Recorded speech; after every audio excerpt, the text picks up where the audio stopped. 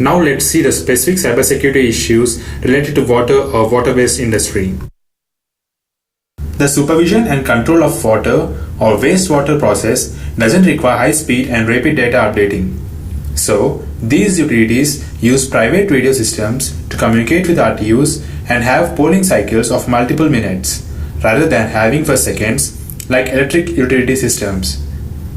Large number of RTUs may share a single common low-speed channel. Communications between RTUs is done with private radio systems, and these are backed up with dial-up telephone line, or vice versa. If one fails, the other is used. They sometimes use hybrid communication schemes involving both radio and leased telephone lines. Licensed radio communications.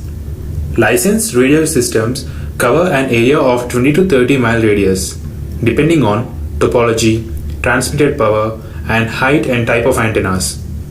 The water system may sometimes lie outside of the service area of the metropolitan telephone company. Then, radio system provides a way to establish communication between those sites. Moreover, all the serial protocols that work over the telephone lines also work on radio system. The frequency on which the RTUs and SCADA communicate is registered with FCC and is maintained in their records. FCC stands for Federal Communications Commission.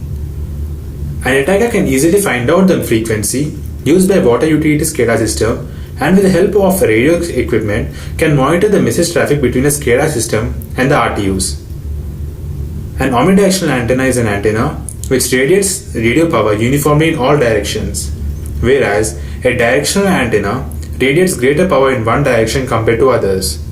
Now, central SCADA system has an omnidirectional antenna, and individual RTUs have directional antenna pointed towards the main antenna of the SCADA system. Now, an eavesdropper who has the radio equipment and the FCC registered frequency of water utility SCADA system, then he can hear only half of the message traffic, that is SCADA system's polling messages. But if he is present physically between the SCADA system and the RTUs, then they can capture the entire traffic.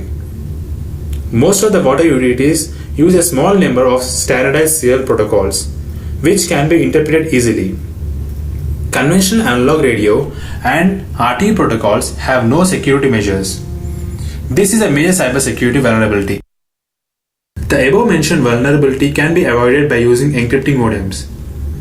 Modems must be selected such that they don't introduce any transmission delays. The modern modems use stream ciphers instead of block ciphers in them. Block cipher works by capturing, encrypting, and retransmitting an entire message at a time, and this could introduce delays. And in stream cipher, each plain digit is encrypted and transmitted. Modems using block ciphers tend to introduce a delay compared to modems using stream ciphers. Vulnerabilities in RTUs. In 1990s, PLCs were introduced into the market. PLC stands for Programmable Logic Controller, and these would do the same functionalities of RTUs like monitoring, automation and control problems, etc. These eventually replace the RTUs. In electric utility market, the control logic in the RTUs is usually embedded and can't be altered. But many operations in water or water-based industry are time of day based, triggered by alarms or initiated by the operator. This control logic may be a program in the central SCADA system or may be in the PLCs. If an attacker can send the right signals to the PLC, then this logic program can be triggered. To improve the communications and control security, encrypt the communications before transmitting them. This can be done by adding external encrypting modems. PLCs. In 1990s, PLCs were introduced into the market. PLC stands for Programmable Logic Controller, and these would do the same functionalities of RTUs like monitoring, automation and control problems, etc. These eventually replace the RTUs. Now let's see the specific cybersecurity issues related to pipeline industry. Pipeline industry consists of gas pipelines and liquid pipelines. Gas pipelines are used to carry gases such as natural gas or methane. Liquid pipelines carry liquids such as crude oil to a refinery from a production field, or single refined product, or multiple refined products, or liquids produced from processing of natural gas. Similarities between different types of pipelines. Both liquid and gas pipeline have measurement and control points distributed along the pipeline. And also, both of them need booster or pump or compressor stations. RTUs. RTUs used in pipeline industries have a lot more applications and complex calculations to be implemented compared to water or wastewater and electric industries. RTUs along the pipeline must be designed for low power consumption because some of these can be located at places with no power sources or using solar power. Smart RTUs. Pipeline industry mostly uses microprocessor based RTUs, and these have many pipeline specific measurement and control functions along with regulatory control functions. If the control logic of RTU was replaced with malicious code, then it would be possible for RTU to cause damage to the SCADA system. In order to avoid it, the pipeline industry uses separate hardware safety equipment to prevent malfunctions of the RTUs.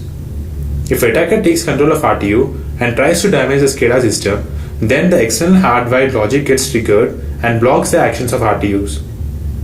Before 1970s, pipeline industry used central programming and configuration of the pipeline RTUs. But after 1970s, the RTU protocols were changed to remotely configure them. Communications.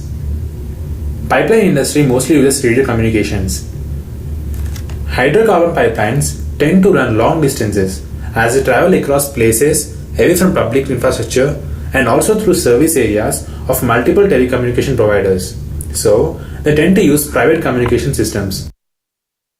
In 1970s, three types of radio technology was used: analog point to multipoint radio, microwave radio point-to-point links, satellite uplinks and ground stations. So, pipelines built in 1970s used to have a microwave radio towers along the pipeline. They used to provide voice-grid telephone communication circuits for the pipeline and to the SCADA system. In 1980s, the microwave radio towers were replaced by fiber optic cable. These were buried along with the pipeline.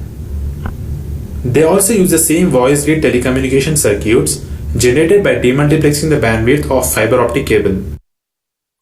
Water industry doesn't need high-speed communications, so they use private radio systems and dial-up telephone lines. Stream cipher encrypting modems are used to secure the transmissions. Pipeline industry comprises of liquid and gas pipelines. They mostly use smart RTUs. Pipeline industries used microwave relay towers in 1970s for communications, and from 1980s they started using fiber optic cables.